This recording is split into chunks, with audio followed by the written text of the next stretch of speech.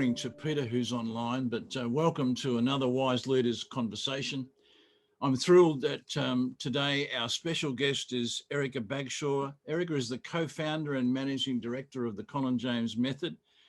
She's a leading speaker, facilitator, and coach. I think, Erica, you've worked with Chinese companies, American companies, European companies, as well as the top 50 Australian companies. And I'm thrilled today that you're going to lead our conversation around heart leadership and heart-connected leadership. And I'm going to hand straight over to you, but really appreciate you taking the time to join us today. Ian, thank you. And thanks so much for the invitation. I really appreciate it. It's one of my favorite topics.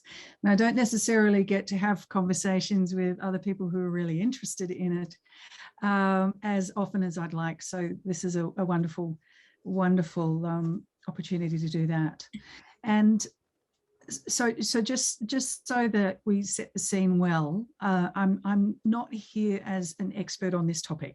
I'm here as a passionate, interested advocate of it, and probably have as many questions as answers, and have had mixed experiences trying to live the life of being a heart-centered leader, as well as working with my clients who are also trying to do the same thing. So it's a deep topic, it's a broad topic. I don't think we can cover it all in 90 minutes, but we'll certainly give it a red hot go, I think. So as Ian and I have agreed, this is a conversation. I don't have 90 minutes of content to throw at you. I have more questions to open up a conversation and then share some experiences. I do have some technology plugged in, which we have tested, so that we can potentially show you some of the HeartMath technology, and so we can all get an experience of synchronizing and developing a coherent heart rate. So we will play with some things and also explore. So that's my intent for the next 90 minutes is to have a collaborative, connected conversation around this wonderful topic. So to really get started, and for those of you who are listening to the recording, hello as well, and welcome to you. And I'm sorry you're not here, so that you can pop your ideas into the mix as well.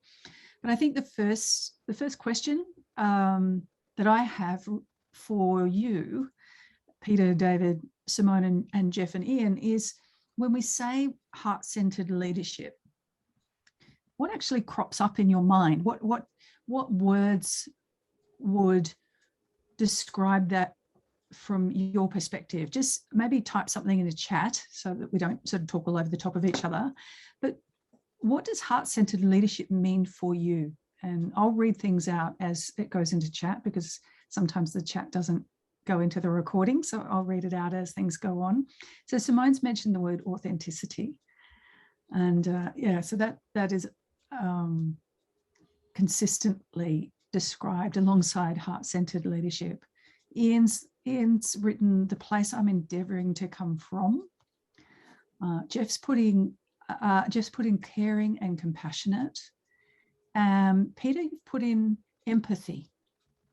So just whatever words describe for you what heart-centered leadership means. And David, thank you. You've put in openness. So there's quite a number of really important words, and Peter's put connected. So let me just read those words out from the top again, and I'm going to read them out relatively slowly because I want us to feel them as we hear them. Authenticity, the place I'm endeavoring to come from.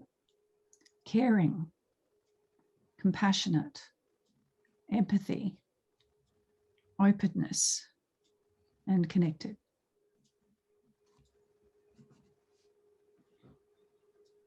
My next, so first off is, are there any observations from like how hearing those, seeing those, reading those? Is there any feeling that crops up for you that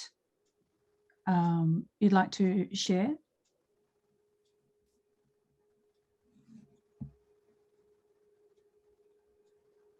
Possibly for me, a realness and a calmness, so that if you're speaking from places like that, there's a realness about you as well as a calmness about you. So you can't be anything but, well, for me, one of my, I guess, virtues is that I am calm, but coming from a place like that, it is this real, authentic, genuine connection or realness. Beautiful. Thank you, Simone. Peter, you've taken your Yeah, I would say like centered and grounded. Mm. Yeah, nice. So what I wonder is, so sorry, my next layer of the question is how many of you are in a position of leadership at the moment, whether it's leading in your family, leading in the community, or leading in your business? Would you say all of you are? Yeah. Yeah. Okay, good. So may I play devil's advocate here and ask, how consistently do you find that you're in this space that we've just described and just felt together as you're leading across most of the contexts that you need to lead in? How successful do you feel that you're there as much as you'd like to be? I mean, for me, it varies. There are times when I know I'm in that place and times when I'm definitely not in that place. So I don't know how to describe it as consistent. I guess inconsistent would be the best way. Yeah. Does everyone else feel the same? That it's, you know, we aspire to be there, and I think Ian, you described it really well. The place I'm endeavouring to come from, the word endeavour, and aspire, I think, goes alongside heart connected leadership, because that it's a resonance, it's a place inside yourself that you need to be fully integrated and connected with in order to come from that place. And there is a particular frequency that goes with that. So there's a hertz in your electrical system that resonates at that heart-centered leadership place. And this is, Ian mentioned the HeartMath Research Institute in his book, and I've trained with them for a long time, over nearly multiple decades. That's how old I am now. And that's the heart of their research, is what's the scientific basis to heart-connected leadership, and how do you teach people, no matter what skill they have, no matter what belief system they have, no matter what culture they come from, no matter what education they have, how do you teach people how to connect with that anytime, every time that they wish to? And that was their mission. I was going to answer the question with when I'm in rhythm. Yeah, nice. And to kind of explain that, I guess, in researching the book and then working with it for nearly 3 years, I've got, I guess, some advantage on others in the room, because I've been working hard at it. And I think when I started, I was absolutely hopeless.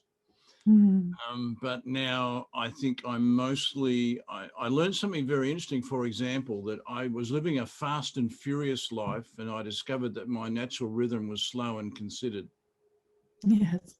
And ever since I've discovered that, it's really changed everything. And I've got to a point now where I'm in that rhythm most of the time, and I recognize what triggers and puts me off my rhythm. And it's now working to, eliminate those triggers. Interesting. So you've just said a number of important things in, and there's some elements around speed to this, whether you're fast, whether you're slow, and there's also an element of rhythm, and there's an element of things that can trigger you into or out of that coherent rhythm. And I'm bringing the word coherence in quite deliberately. so some of the elements to that, I just want to unpick it a little bit, because often it is characterized as slow. Often it is characterized with stillness, with centeredness, with calm. And so a lot of the work that I do as an executive coach is I work with CEOs and C-suite and senior executives. And some of them are averse to slowing down. They're averse to the whole idea of being calm. It's almost the antithesis of what they're trying to achieve and what they're being asked to achieve in an organization. So part of the challenge as a coach is, how do I support them in opening up their thought to the fact that they can still be fast and centered.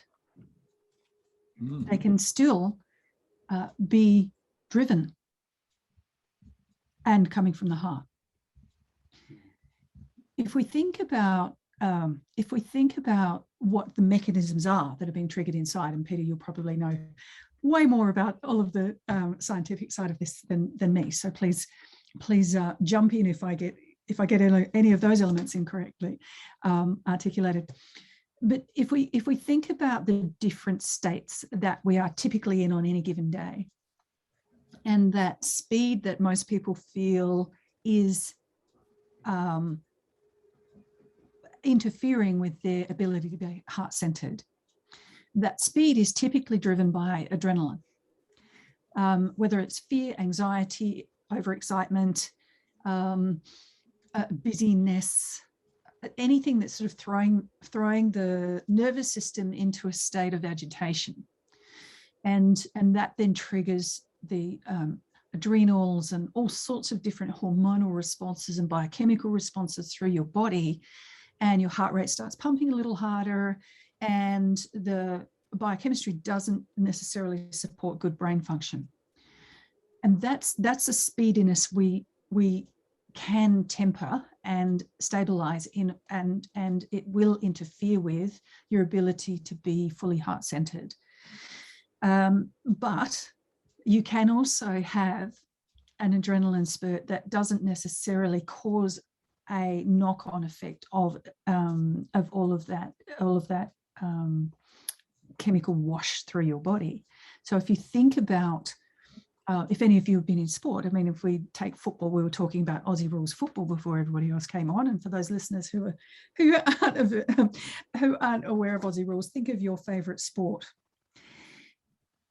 But if you're on the team and it's a big match or it's an important game, and you're getting yourself ready and you're about to step on the court or the pitch or the oval or whatever it might be. I mean, I used to be a sprinter, and so I used to have this racing feeling before I got on.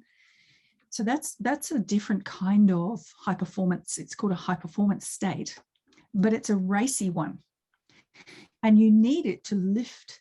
So it's like gives you that spurt to take off, and then you burn up the residue. So that's that physicality.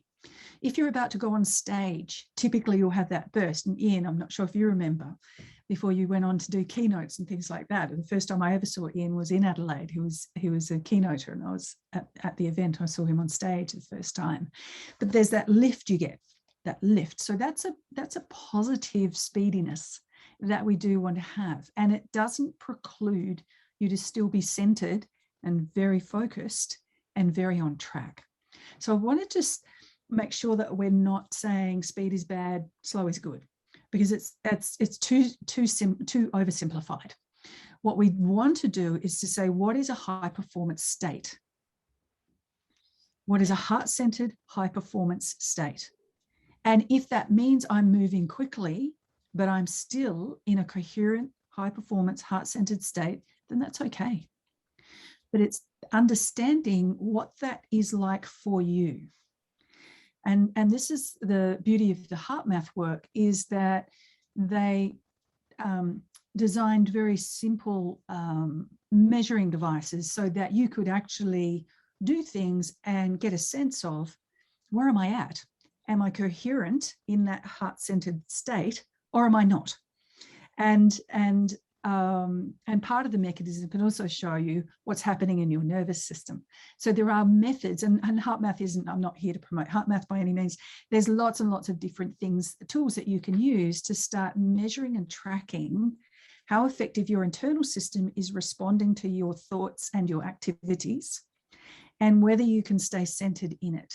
And so when I discovered the HeartMath tools many years ago, gosh, it would have to be close to 20 years ago when I first came across it. And it was one of those intuitive, instinctive moments when I saw it. It was advertised on the side of somebody else's feed. I can't even remember who, but I blessed them and thanked them. But it was advertised, this device was advertised, and I just took one look at it, and there was just this instant knowing inside me. So that's important. And I immediately contacted the company in America, ordered it, and just started exploring it and working with it and finding how I could train in it just straight away. So to me, it just made such sense that something as profound as being able to tap into all of our intelligent systems and have all of our systems working effectively together, our biochemistry balancing, all the different parts of our brain talking to each other properly, and having all of that natural intelligence and healthy capacity moving through, there should be a way to measure it, and there should be a way to cause it. And that just made complete sense to me. And so the tools that the HeartMath Research Institute have developed just helps you to know yourself and to know what it is, what it means for you when you are in a coherent space, so that when you don't have the device plugged in, you can be self-correcting throughout the day and just knowing, how do I breathe? How do I focus? What do I do in order to center myself and get connected back in? And so this is why when I'm working with executives and people who are nervous about getting too zen in a day when they've got to really face into a feisty negotiation, or they've got a really difficult leader meeting to go into, they don't want to go in as like they're a Zen monk. They want to be able to go in and take it on the chin and give it back, and that's entirely possible from a heart-centered space. In fact, you're better at it from a heart-centered space because it's clean. And so the insight I like to share with people who are doing work with themselves in the heart-centered space, because it doesn't mean you won't get emotional. It doesn't mean you won't get angry. It doesn't mean you don't get sad. It doesn't mean you won't grieve. It doesn't mean you're sort of wandering around in this state of bliss all of the time. What it does mean, though, is that you will dip into those emotions with awareness, and it will be clean. And what do I mean by clean? What I mean by clean is there's less noise around the feeling. So an example is when my father was very ill for 5 years. He had heart disorder for a long time, and so I was constantly, needing to fly back to South Australia and be with him and help the family with him and sort everything out from an executive standpoint. But he and I were very close, and we had a very deep bond. And I was with him when he passed. I was the only person with him when he passed, and I had, hands on his heart and was talking to him. And the searing pain, and I'm sure most of you have experienced grief in some form and know what that is like when you lose someone that you love so much. And I remembered, and at the same time, my husband was battling an aggressive cancer. So I was literally running from, state to state, trying to manage and hold together my world and hold it together our company.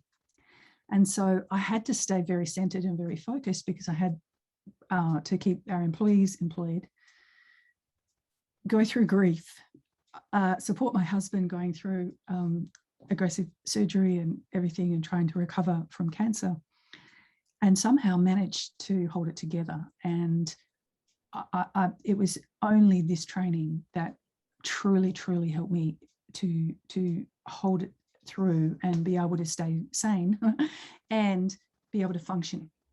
And the thing that I noticed though was when I put the device on me to see what am I coherent? Am I incoherent? Because the pain was so intense. I expected to, there's basically green, blue, red. And red is like everything's gone crazy inside and you're not heart connected and you're really off kilter, versus green where everything's aligned, your frequency's right and you're fully connected. And I expected to be in the red when I was in the deepest pain and sobbing and all of that. And yet I wasn't. I was in blue, which is verging on coherent. And at times I was in green. And that really triggered my investigation into the fact that calm doesn't necessarily mean coherent. Calm could mean that you're neutral, but you can also be heavily distraught and still be coherent, still be in your heart. You can still be centered and be distraught. And then I started experiencing sometimes, so I started testing myself when I got into different emotions to see, okay, is this, so I was really angry about something one day and I thought, and it was a righteous kind of, and I don't mean when I say righteous, I mean that somebody had done something unethical and hurt somebody that I loved. And so I felt, I felt a lot of anger about that. And I put myself on the device because I thought, oh, I'd better, sort myself out and get calmer about this. And I was in a coherent state. But and so when I say the anger was clean, it was clean because I wasn't in a reactive place. I was in a very focused and determined place. And I was able to have a clean, clear conversation without it being reactive and incoherent. So I was able to ask questions. I was able to hold the space, but I could still feel anger. And so this is what I mean when we will still feel the gamut of emotions, even though you can be in your heart center. But it is a cleaner place because your rational brain is still working. Your logic still works. Your ability, and my ability to articulate right now is failing me, but your ability to coherently communicate is still with you. Whereas if you are out of your heart center and you're feeling angry or in grief or whatever, then the different parts of your brain aren't as readily available. You start only operating more in your unconscious back part of your brain, and you start operating on memory and habit, and it's much more reactive. And so that's how you can tell. And so when we start expanding our idea of what heart-centered means, and we start allowing for all of the gamut of emotions that we can have as a human being, and allow for that and still stay centered and aware and acknowledge where we're at, then I think we're able to stay in that place across multiple contexts more readily. Does that make a little bit of sense? Mm-hmm. I think it's a wonderful thing. It's okay to be angry. Yeah. It's a matter of where is that anger coming from? What's the intent behind it? I think it's a great yin and yang dance too, that when you were speaking there, it's like, how do I know? If I don't know fear, I really can't know love. And so it's just appreciating that all emotions are just that. Yeah. I love this expression, clean. Clean. So they're coming from a good place, in other words. Mm. So thank you. And yeah, it is. It's because when I look back at the chat and we look at those words, authenticity. So you can be authentically angry. You can be authentically sad. So authenticity doesn't mean that I'm only going to be in a frame that is perceived as positive and nice.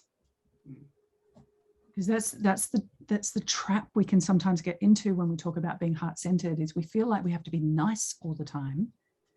And sometimes that's actually not the best place to be. sometimes we need to have some hard conversations with ourselves or with our team, or it might be, you know, that somebody is potentially stepping back from a challenge and making excuses about it when you know the best thing for them is to step into that challenge. So sometimes you might need to have a more pointy conversation with somebody that they may not at the time feel is very nice, but it's actually the best support you can possibly be. And if you're coming from a very clean, heart-centered space with the best intention for serving them and their growth, then that's okay. So authenticity can actually be gritty. Authenticity can actually be tough. And if I look at caring and compassionate, same thing, Jeff, isn't it? You can be very caring for somebody and say no. Tough love, exactly. You know, I've certainly had experiences, and I'm sure many of you have, where you've had addicts in the family, or you've had people who are, you know, inflict harm on themselves through some of the decisions that they make, and then they come to you wanting you to fix it for them again and again and again and again. And so it's not caring and it's not compassionate to keep helping them stay in that cycle. So how do you be caring and compassionate and hold a line for them and hold a space for them? When I look at empathy, it's a similar thing, Peter, isn't it? And I'm sure sometimes you wouldn't be able to talk about it, but in your role as a psychologist, you know, you can empathetically need to help a person see something that they may not want to see, but it's potentially the best thing for them, but you do it with empathy rather than with, you know, with the intent to harm. Openness, gosh, that can sometimes be really tough.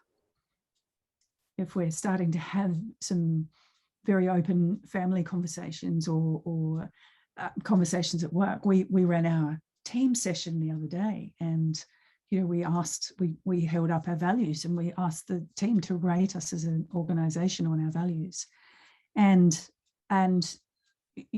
I was grateful that everybody was so open, but also it was like there were a few alarm bells for us, because we've just been go so busy. There's some things we've let drop across our organisation, and so that openness and that honesty has helped us to, as an organisation, face into some things that we need to pick up again. And so all of these things, there's a whole gamut. We've got to think about range when we think about being heart connected, and understanding that everyone's in a different place, and that's okay. But it's how do we be more heart connected across multiple contexts more of the time, and that's really the aim. It gives new meaning to a heart-to-heart, Erica, what you're saying. Yeah, I like that, Ian. Doesn't it? You know, it's so yeah, go ahead. I was going to say, you know, I've got a new program coming up called We Need to Talk, and often when people hear that expression, there's either a negative or a neutral response. Yeah. But one of the things I'm going to talk about in that program is you know, when it's heart to heart, you can actually have a good reaction to We Need to Talk, because it's you know, it's you and I have these conversations, don't we, Peter? We have heart to hearts, and they're genuinely that. And in the Monday group, we have heart to hearts as well. But it's just, I think you're giving deeper understanding to a heart to heart, Erica. I'm appreciative of it.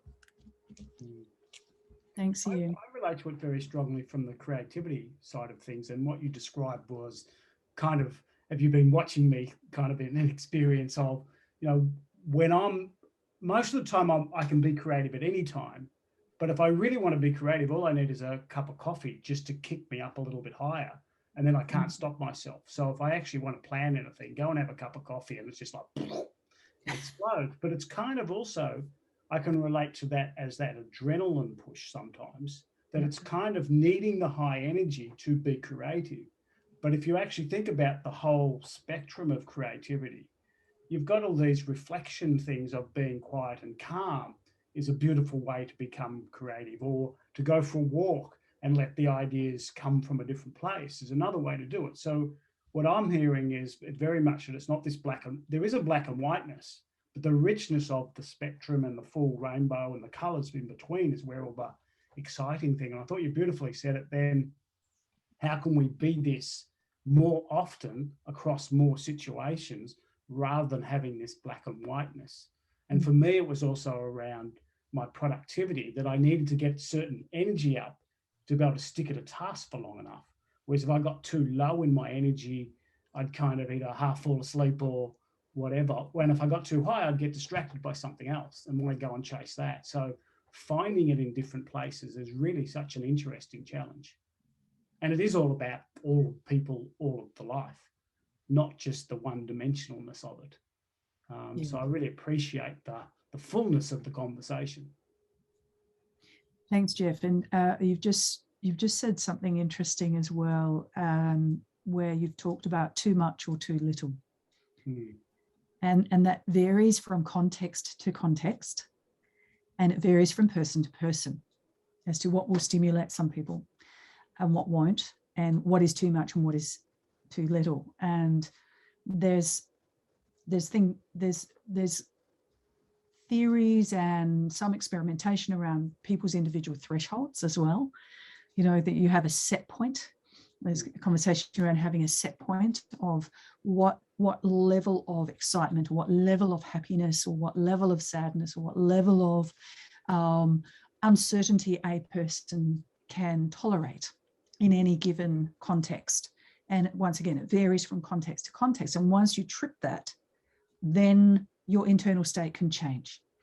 And it can either settle down, or it can be overstimulated and you can trigger into a less productive state. Yeah. And so it's that self-awareness and self-knowledge, and starting to take note of what are the things that where's my set point in certain things, and Ian, you used the word trigger. You know, what triggers me to tip over that? And then how do I lift that threshold? How do I shift that so that I'm actually more centered and more cognitively available in a broader circumstance or at a different threshold? And really, that's the opportunity to work with this style of training, and doing the having something that you can measure things, and doing the training so that you just increase your set point, and increase your threshold of coherence, so that you have more of it available across more contexts, is profoundly useful. I just want to check in with David, Peter, Simone. Do you have anything that's been cropping up for you, or any questions?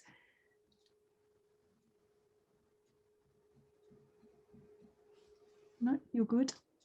All right, just type into chat if you do want to flag something, so that I can make sure that you're being heard as well, and anything that you might want to say or ask is being attended to. So what I'd like to do is just to give you a bit more of a taste of the technology, if that's of interest for you. So I can share the screen and actually show you the HeartMath device, but also we can do something together. So I can show you how it works, and all of this information, and particularly for those on the recording, HeartMath are very passionate about ensuring that the whole planet knows about how to do this for yourself. And so they have a website called the heartmathresearchinstitute.com, and there's a lot of free resources, and they publish most of their research all publicly available on that website. It's HeartMath, HeartMath researchinstitute.com. So everything I'm talking about, you can go in and find out 50 times more from that site. I'm only giving you a tiny snippet.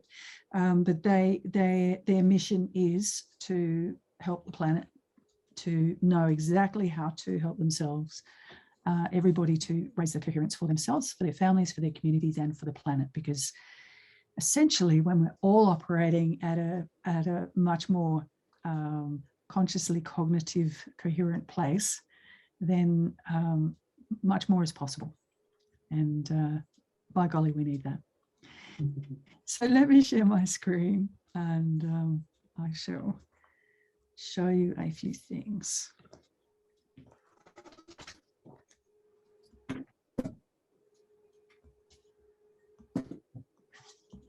All right, so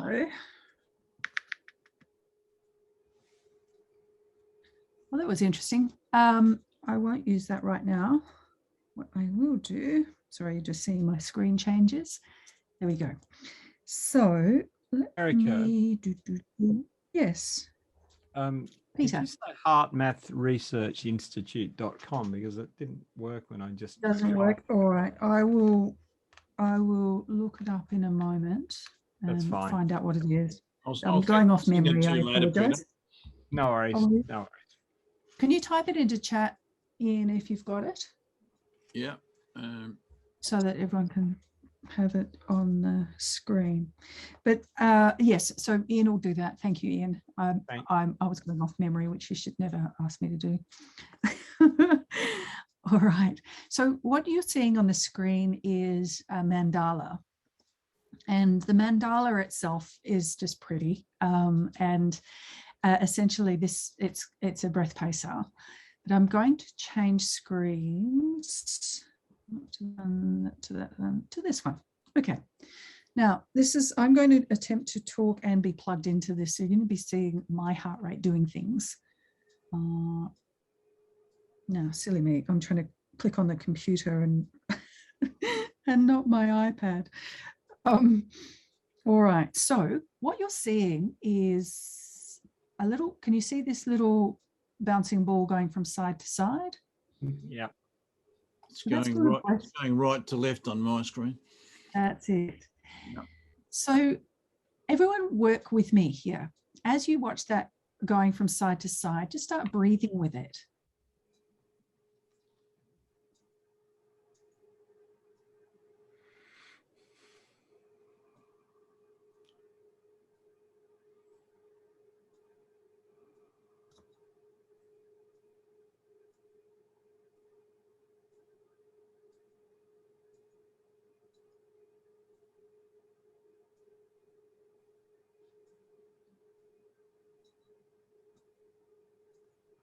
And as you're breathing, just notice your chest moving as you breathe. So you want to shift your attention into your body and away from any chatter that might be going on in your head.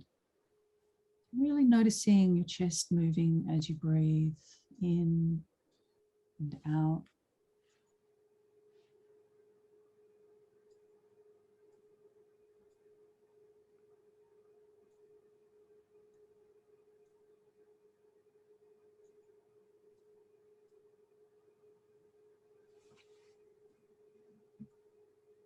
Now, visually, this might be a bit distracting, so I'm going to just change it back to this so you can see the mandala, see the central piece coming out and in, and just keep your eyes on that and breathe with that.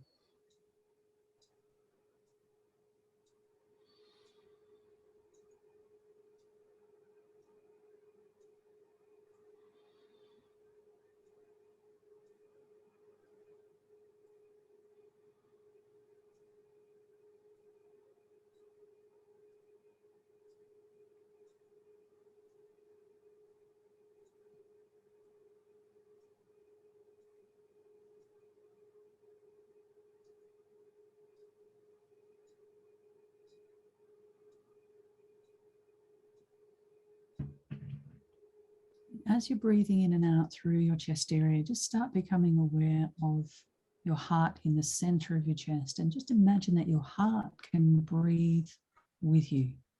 The same rhythm, the same feeling. Just imagine your heart's breathing with you. And see if you can evoke some kind of heartfelt feeling. Now that could be a feeling of gratitude or thankfulness, or just some kind of nice, warm, yummy, heartfelt feeling. Could be care. And while you're breathing in and out through your heart area, through your chest, just see if you can evoke a nice heartfelt feeling.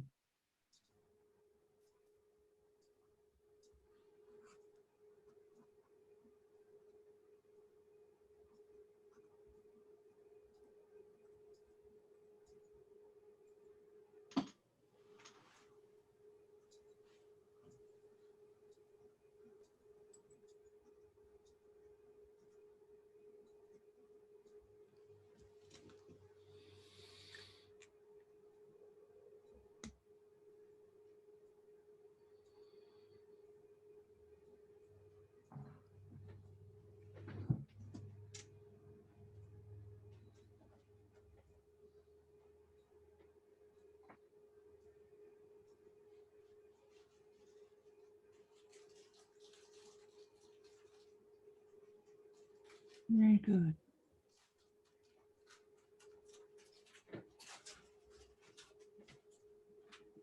Okay, so for those of you who are nice and deep in, just slowly take a nice deep breath, just stretch the muscles in your body and just start becoming much more aware of conscious wakefulness. A good stretch, nice. Now I'm just going to stop sharing for a moment to have a chat with you. Good. And have a look at your faces, very nice. So how was that for you? Did you find that easy to experience? Was it similar to breathing you've done before? What's your observations? What happened for you through that process?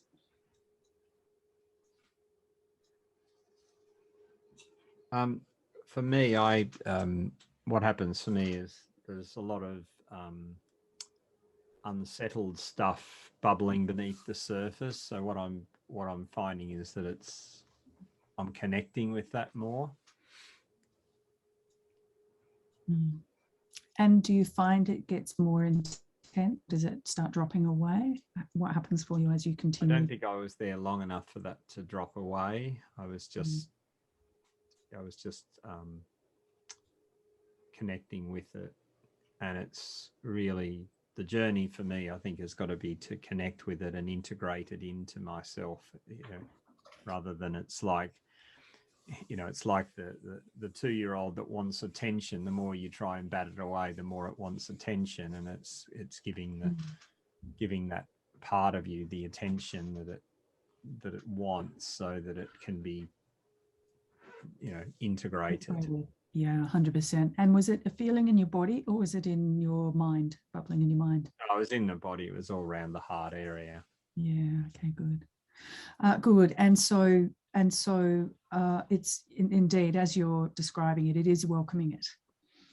And there is a particular breathing exercise that's really useful for that, Peter, because sometimes there aren't words and there aren't explanations for those feelings.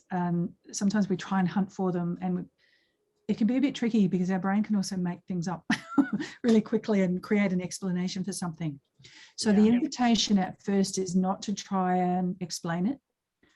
The invitation is to feel it and then ask the question, what would be a more resourceful feeling? So you actually ask your heart to show you how to be more resourceful.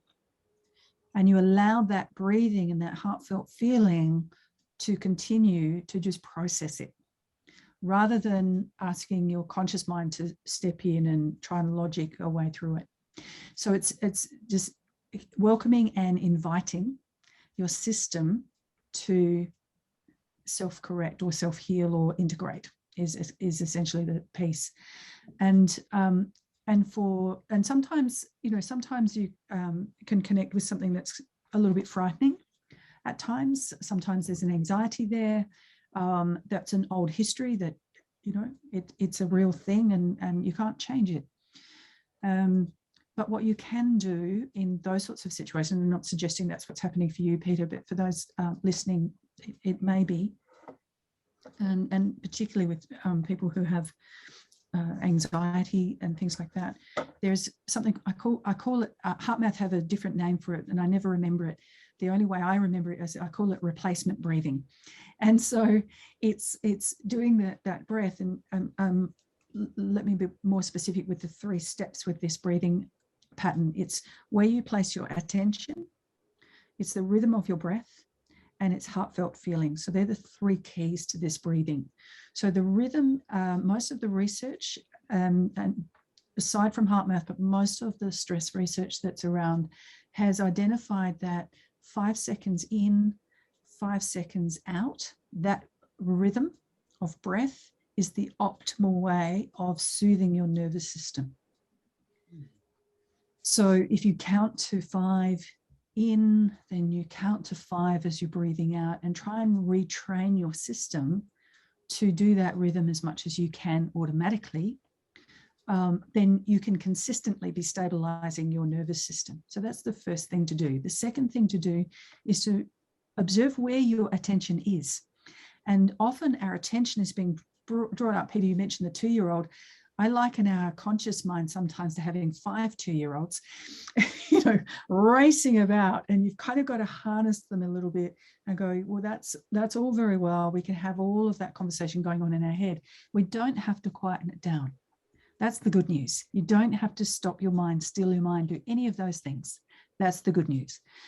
Our brain and our system is perfectly capable of switching up where we pay our attention and switching down where we're not paying attention.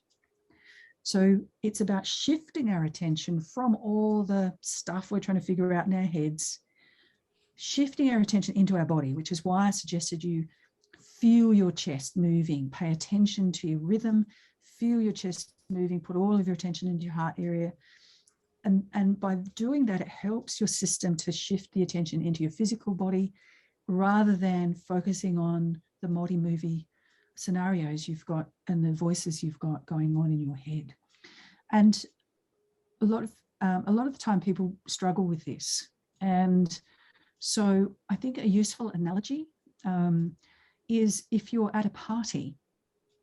Have you ever had the experience where you're in conversation with a friend and then you hear your name mentioned somewhere else and you hadn't been conscious of the rest of the room? You'd been focused on what you and your friend were talking about and you tuned out the rest of the room until your name got called and all of a sudden you could hear it. And it's just on that, it's I find if I'm here, when I'm here in the UK, I can hear the word Australia and it does the same because Yes. I'm not in Australia. And if I hear someone else say Australia, my attention goes there because my identity is connected to that. But you wouldn't have been necessarily aware of that person speaking before they said Australia. Not right? at all. Not at all. And so we don't have to work hard at switching down all the noise in our heads. That's not our job. Our brain will do that for us if we pay enough attention somewhere else. Yeah. Learning breath meditation is a nice way to do that. That sort of helped me because that's how I learnt meditation a long time ago. And you can get all sorts of methods, but I find learning breath meditation is a good way to ease into this. Yeah, it does. And it just helps you. So the more aware you can be of where your attention is and be able to deliberately point it somewhere else at will and hold it there for as long as you want to, that's where you start having self-mastery. That's where you can have that awareness and that mastery so you can drive what goes on in your system more readily. And so we want rhythmic breath because that's what helps the nervous system calm down. We want to shift our attention away from all of the electrical activity that's going on in our head, which is our mental images and our voice. All of that is actually just electrical activity. And if we think about attention as like a laser beam that stimulates electrical activity, then the more we pay attention to the thoughts and the voices and everything that's going on in our head, the more our brain is going to say, oh, hey, you're liking that. Let me give you more. And it can get busier and busier and busier. So we do need to give it a rest. And if we think about the fact that we shifted from, the agricultural age to the industrial age to the technology and the information age, we've gone away from a lot of the physicality that used to keep us and keep our attention in our bodies. And so we need to have mechanisms now to shift our attention back into our body. And so that, and because our system is designed to steady and stabilize, the more we keep our attention more holistically in our body as well as our brain. And so by diverting our attention, it helps calm all of that noise and mess down. And then our system can start taking over and getting it back into sync. Now, the HeartMath team, when they started really researching all of this, the piece de resistance that they discovered, aside from the rhythmic breath and the attention, is the role of the heart in all of this. And what they identified is that when you can get your heart to move into a place of heartfelt feeling, the heart starts releasing hormones, and they release well-being hormones. And so all of a sudden you get this different flush of hormones, and you also have signals, because the heart does signal the brain, and it signals all the way through. In fact, your heart is the strongest electrical conduit of your whole system. Peter, you're nodding because you know the scientific basis to this. But your heart signals are 60 times stronger than your brain signals. So the heart can override all of that noise in the brain if we give it the chance. So we've got to shift our attention, pop it into our heart. We've got to calm our nervous system down through the breathing. We shift our attention into our body so that this electrical activity can start quietening down of its own accord, and switch up heartfelt feeling. And what that does is it strengthens the heart signals to start helping the whole system, your biochemical system, your neurological system, and your physical system, to rebalance and come back into coherence. So they're the three things, those three things, that's all we have to do. Literally, it's that simple, which is what's beautiful about this. It is that simple that we can get into coherence anytime. Sorry, Erica, interesting thing. I had to have a ultrasound of my heart a few months ago.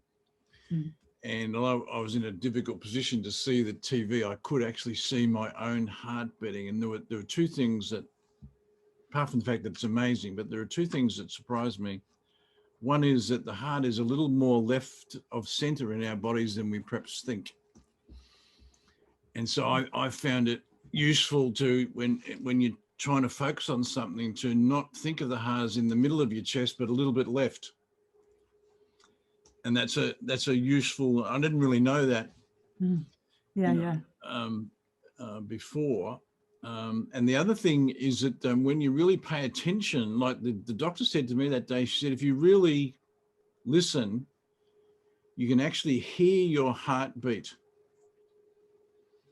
And I hadn't really experienced that before, but the more I've experimented with that, the more it's true. And that's a centering help as well. It is, yes. So listening for the beat, but it's the magic, the hormonal shift comes from the heartfelt feeling. And, and for some people that's hard to feel, so it doesn't come easily and naturally for some people, particularly if they've had a life of trauma. I was working with a fellow many years ago, and he was very successful. He was in publishing, and he was in the cutthroat publishing type area, so in journalism, and pretty hard-bitten, cynical chappy. And he'd been referred to me, and I'd started working with him. And the thing about him is he was persistent, even though he couldn't feel this heartfelt feeling thing that I was talking about. He was feeling better already just from doing the breathing. And doing the breathing consistently and regularly, and that was starting to calm his nervous system, and he ran on adrenaline. And so that alone started helping him, and then he just kept persisting, trying to find what this heartfelt feeling is. He could not even conceive of what that was. That's how barren his feeling life had become. And it was after 6 weeks of working with him, he'd gone interstate to visit his sister and his little niece. He went for a walk with his little niece, and he was walking along, being gruff uncle. And all of a sudden, his little niece lifted her hand and placed it in his. And all of a sudden, he felt that. He felt a little heart warmth. And he couldn't wait to see me. He rang me. He said, Erica, I think I know what you're talking about now. He said, is it this? And I said, yes. And I said, and the beautiful thing of that is that you don't have to keep traveling to see your niece every day to get that. You've now created a reference experience that your system can remember. So all you have to do now is evoke that memory, and you can have that feeling again. And ultimately, and this is when I came across this insight and understanding, it was like having the key to freedom. because essentially we don't need to have the experience to have the feeling. We can have the feeling whenever we want to. So we spend a lot of our lives orchestrating these scenarios and situations and shielding ourselves from this and that in order to protect our happiness, or to strive for our happiness, or to strive for these things. And yet we could just feel them. We don't have to do all of this external orchestration for all of these things. They're actually already there. Sometimes, of course, it's good to try and create a reference experience so that you can then strengthen it. But the beautiful thing is that every time you feel it, you strengthen the reference experience inside yourself. And then to your point, Ian, about just how connected the heart is, your pulse is felt in every cell of your body. So the implication of that, and this is what I like to really think about when I'm doing the heart breathing work and starting to create a beautiful feeling, whether it's joy or whether it's love or whether it's generosity or care, is that as my heart is beating, that pulse is going through every cell of my body. And not just that, the heart resonance is way outside of your body. Your field is huge. Your heart field is huge. And so when you are heart breathing and building compassion, or building whatever the feeling is that you're building, that's not only pulsing through every cell of your body, it's also resonating out through your field. So anybody coming in connection with your field has the opportunity to be influenced by your heart rhythms. And if they're not strongly connected with theirs, and if they're a bit out of kilter and they're predominantly being driven by their brain rhythms, guess what? Your heart rhythms are more powerful. The electrical field is much more powerful. So you can lift them into coherence by your being in coherence yourself. And this becomes really powerful when you think about meetings. And so when the executives that I'm coaching start figuring this out and start going, oh my goodness, I don't have to try and influence people verbally into, I just need to get into a very coherent space myself and be able to sustain it amid the incoherence and hold the space, because the heart space is stronger than all of that brain pattern that's going on. So you can shift the state of a meeting, a room, your family, whatever it might be, where you need to build some stability and coherence. You can do it by building it in yourself and holding that space. And it's measurable. It's measurable, which is what's so wonderful. In the Heart Leadership book, I talked about how leaders either shift, hold, or enhance the energy. And that's what I was, referencing. Yeah, and HeartMath did a whole bunch of research about this, and so they what they did is they had people in different rooms and things, and they had in each they had groups of 4, and in each group of 4 they had 3 people who understood heart math and heart rhythms and how to do the breathing and how to get into coherence. One person had no idea, and they had everybody though was plugged onto a device, but the person who had no idea just didn't really know. They just knew they were being measured. They didn't actually know that was what it was measuring or what to do. And they started the session so everybody's coherence was being measured, and nobody was breathing in the heart rhythm way yet. And so, the coherence was a bit all over the place and a bit messy. And the person in particular who hadn't been trained in it wasn't very coherent at all. So we could see their heart rhythms was quite unstable. It was uppy downy all over the place. And then the signal came through for everybody to start doing the heart breathing, except for the person who didn't know how to do it. They just breathed normally. And so the 3 in each room started doing, and you could see their heart rhythms coming into a coherent sine wave. And what then happened is, after a short space of time, the 4th person's heart rhythms shifted to match the other sine waves. And this is the power of it. And this is why HeartMath is so strong in trying to make this available to as many people as possible so that they understand how to create that shift. and because we can then bring others with us and help other people to think and be more coherent. And to that point, Jeff, around creativity, if we think about, what are those moments when we get that aha, or the problem gets solved, or the answer comes, or the whatever? Is it when we're absolutely straining our nut about it? Or is it when we're in the shower, or going for that walk, or stroking the cat, or when we're just doing something completely where we're detached from it completely, and we might be going for a run or doing something? Invariably, that's the answer. You get the answer when you're not really looking at it, but when you're doing something else. And what I find a common denominator often is that people are rhythmically breathing when that occurs. So if they're walking, they're swimming, if they're running, if they're doing any of those sorts of things, and they think, oh, it's the run that does it. It's like, well, no, not really. It's the rhythmic breathing that helps, and the fact that you've taken your attention off it, out of your head, and you've got connected into your physical body. And all of a sudden, what can happen, and when you can connect the heart in, what you create is a full connection, coherent cognitive connection between the back parts, the side parts, the inside parts, and the outside parts of your whole intelligence. So your creativity can grow and grow and grow over time as you practice this work. And really, that's the key.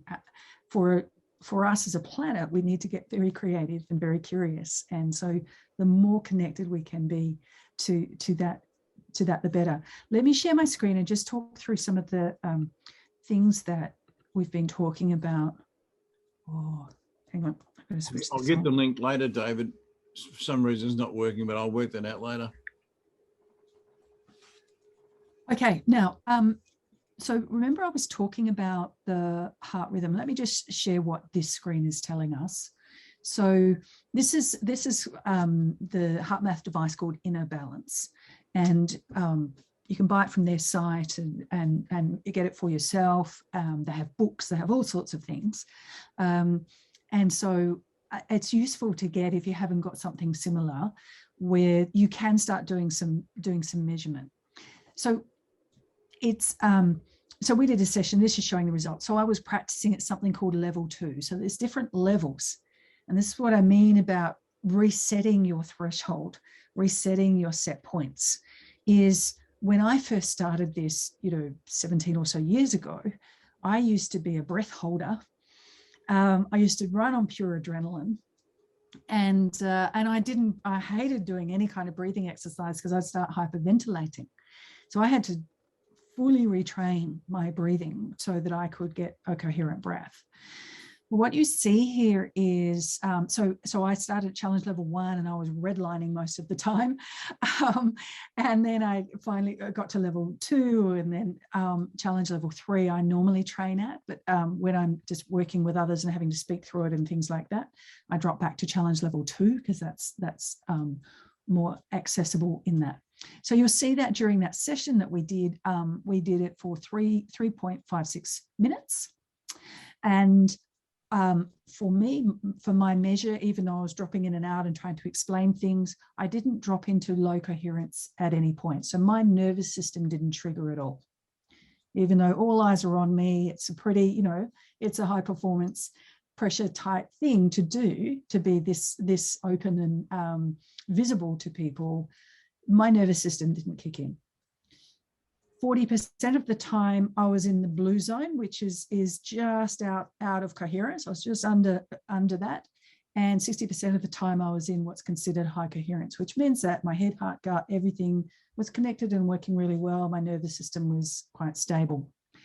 So what, and then what these screens are showing, this bottom one says HRV, and it runs from 0 up to 110.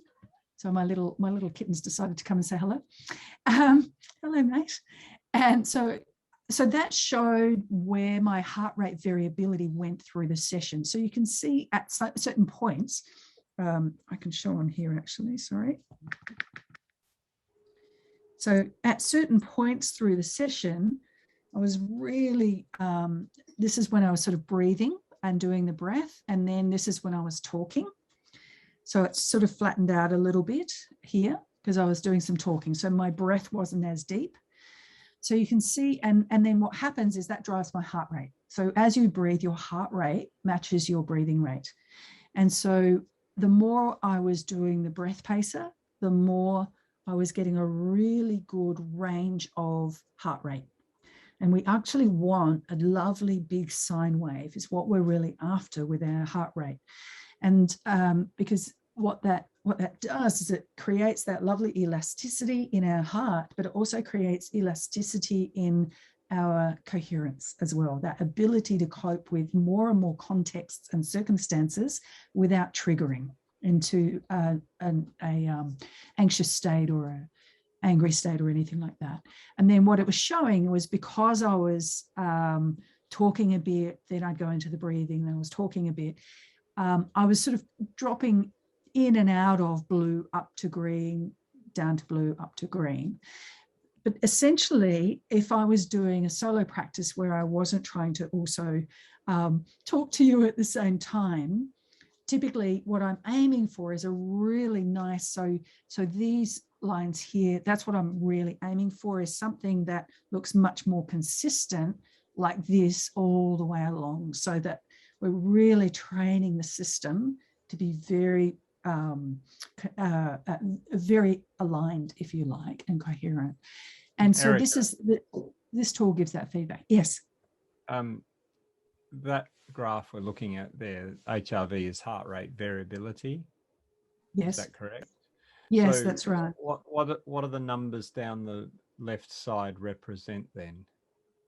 So that's my heart rate in beats a minute there. So it was quite high because I'm so if when you see a person's heart rate, if your variability was like there was no variability, it was the perfect rhythm, would that line be straight?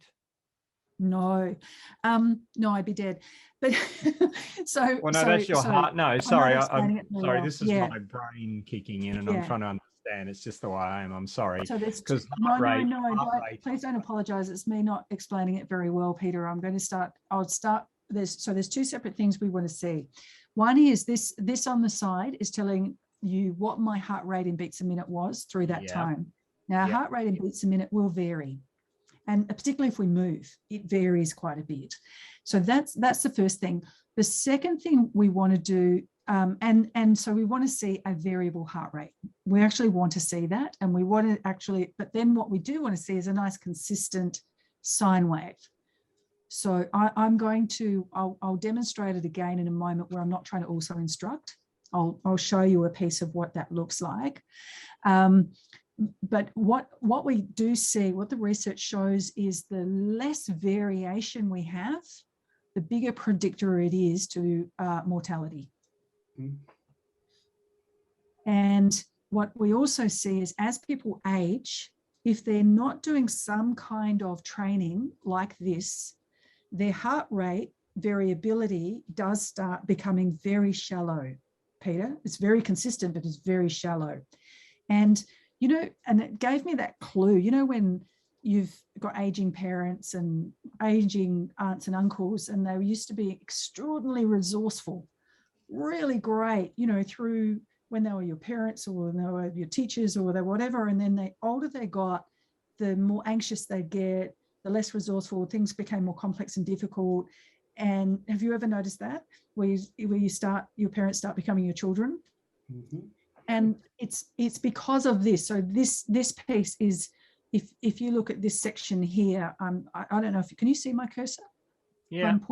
Yeah, great. Okay. So see where my cursor is.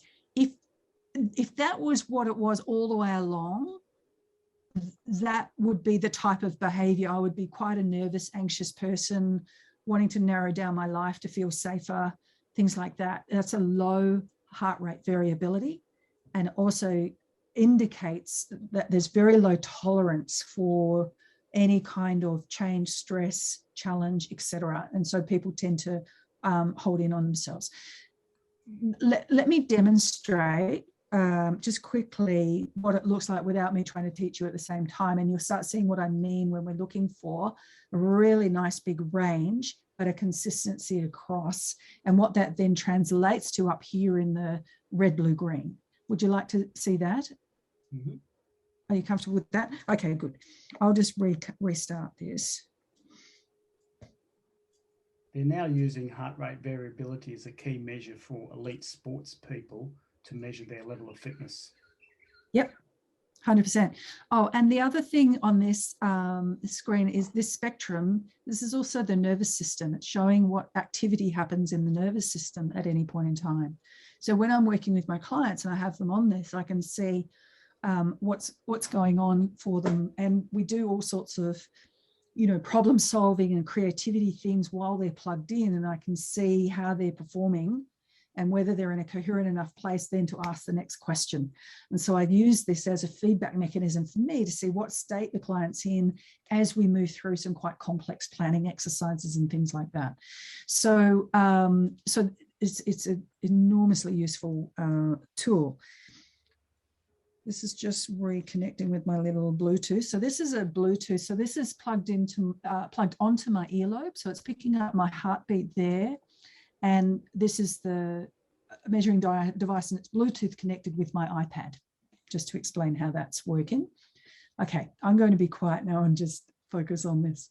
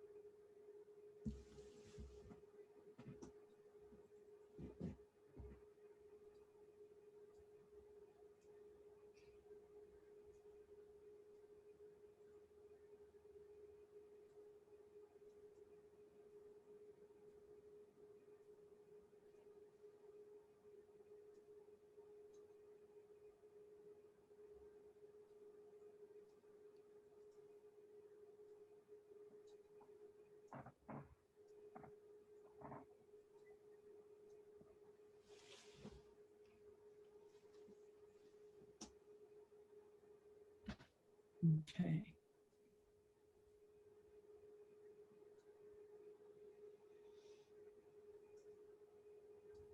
So this should give us a better idea of what a consistent sine wave is that we're looking for. So we want that nice even curve. You'll see at the beginning, there's sort of some real pointy bits there. It means my breathing was too sharp. So I softened it out, and so it becomes a rolling breath.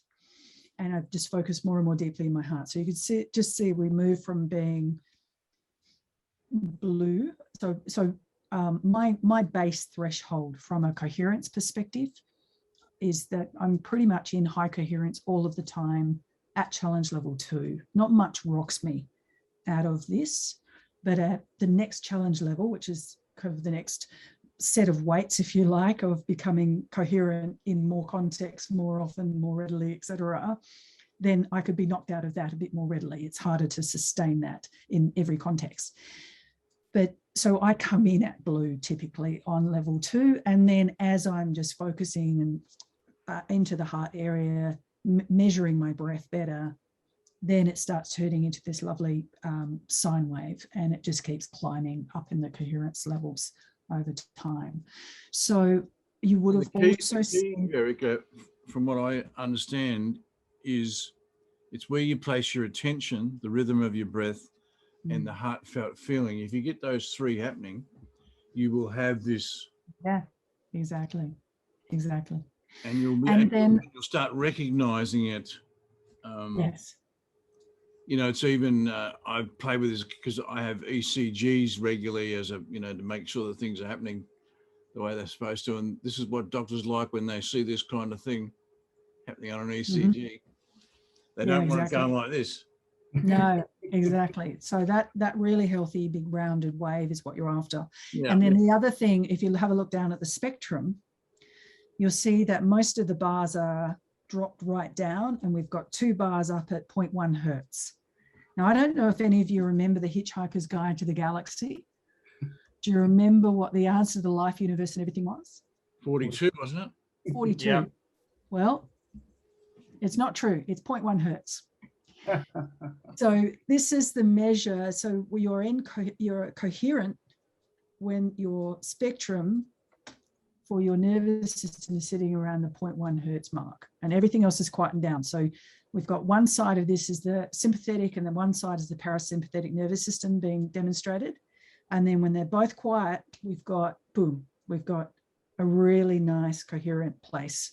This is what heart-centered looks like.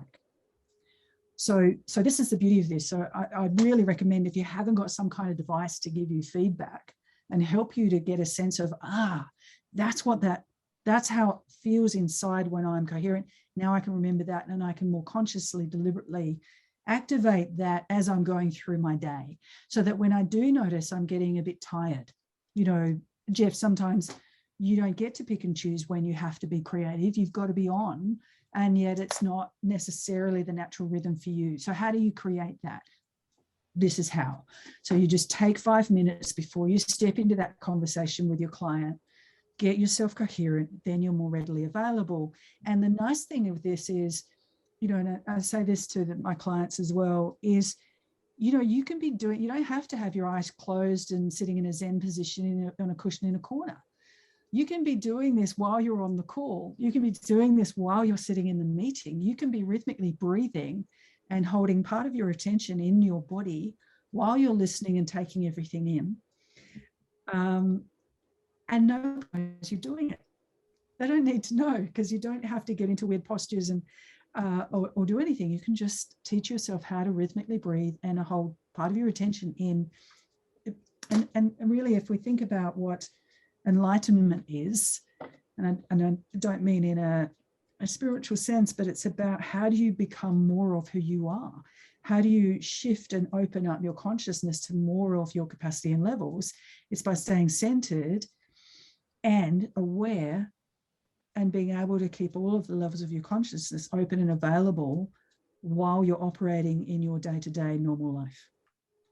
And really that's key. So finding some tool to help you to identify, what does it mean for you, not for somebody else's theory or anything else. This gives you feedback on you, nobody else. And this is the way you can truly get your own self-awareness up around what works for you, what breathing works for you, what level of attention you need to do. And then it's building your own practice. I mean, for me, when I'm working with very, very busy people, one of the biggest objections is, I don't have time.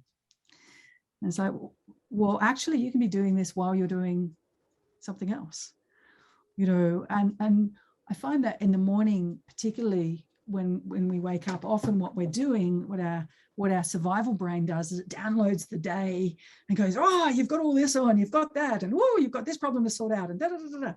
And it's like, well, you could spend 5 minutes hiding under the covers, focusing on that, or you could go, you know what, thanks for that.